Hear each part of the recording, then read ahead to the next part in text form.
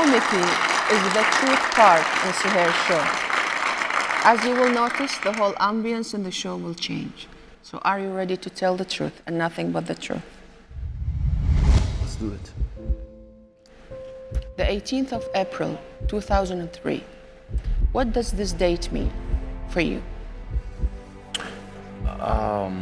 This date, it's the turning point of my life. I lost my dad. And I lost not just a dad, I lost the only male figure I had in my life, because my family is made by 4 women. So my mom, my 3 sisters. So that day, I became the dad of myself, you know.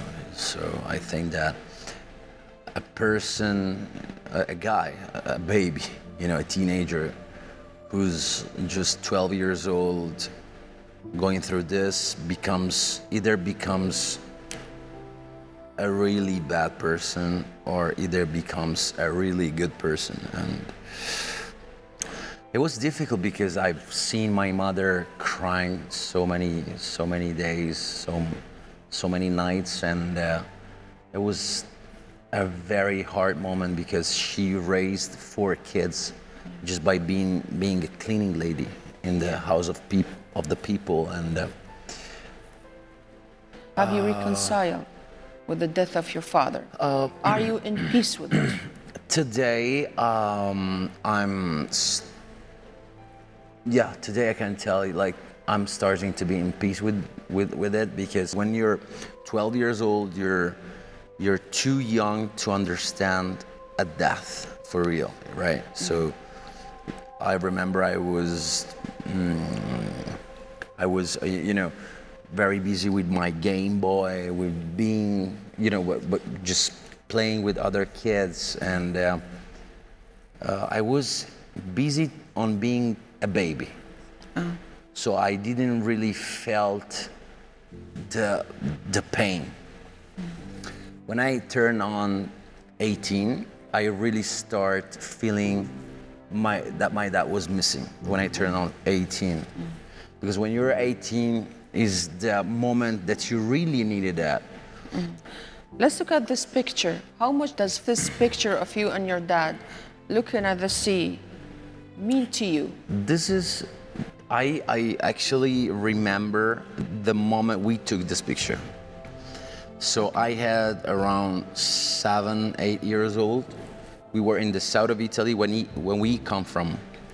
And actually, we were there, and we took first a picture like in front of cameras, and then I don't know why I told my dad, hey, let's take it backward. Okay. So we turned and we took these pictures.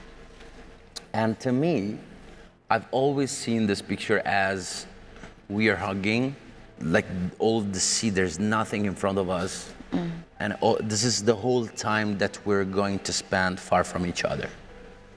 So we actually don't know when we're gonna meet each other again, right? This is my favorite picture that I have with my dad, actually, yeah. I want you to look at the camera now and tell your dad words that you never said to him before. No, I don't want to do that. I'm sorry. ليش? Why? No, I don't feel like doing this because this is so intimate. Okay. That I prefer to talk with my dad, not in front of a camera. I respect that, it's okay. Your father was diagnosed with Alzheimer's disease when he was 52. He passed away when he was 56. Could he still remember who you were on his deathbed? Actually, Michele was the only name that he used to spell, you know? So when he died, he used to say Michele only. It was the last name he used to say. I was there, I was just a little kid, and you know, when I was in the house and my uncle, my mom's brother was with me, just would just receive the call and he answered at the phone, and then he put it down, the phone. Back then there was still with this whole phones with the cable, remember that? And he's just said he's not gonna suffer anymore. He didn't say he died, he said he's not going to suffer anymore. Wow. And then I understood that, my dad passed away, and it was a shock. But I remember that I started crying, not because I felt like crying. I start crying just because it's something that usually people do, is someone dies, so you cry. But I didn't feel it. I felt it later on, yeah. I felt it more inside me later. Are you concerned about what might happen to your kids if you face the same destiny as your father? I'm doing my best to raise 2 kids and give them all the instruction to be a real man. Okay. So I just hope that if something happened to me in the future, my kids will have the courage and the power to survive and to, respect themselves and life as I did.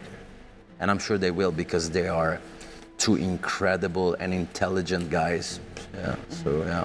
What does fatherhood mean to you? It's the feeling to feel safe. Nobody can make you feel safe as a father can. I agree. So I grew up not feeling safe. I grew up since I was, 10, no, since I was 9, because my dad got this disease, which is the Alzheimer, when I was 9. So it wasn't himself. For the last 3 years of his life, it wasn't himself anymore. So I grew up in my life not feeling unsafe. So I used to be the guardian of myself, the father of myself. Mm-hmm. So I want to make sure that my kids feel safe all the time. Mm-hmm. How would your children, Marcus and Brando, would perceive you in like 15 years from now? When you don't have a passion in life, whatever it is, you feel lost. So I would love them to have a real passion. It doesn't matter which kind of passion, which passion. Can be acting, can be singing, it can be gardening, it can be teaching, it can be cleaning. If my son comes to me and is like, hey, I would like to be an actor. Are you sure you want to be an actor? Just because it's cool to be an actor, or because you're ready to suffer to be an actor? I just want them to have a real passion so they can be safe.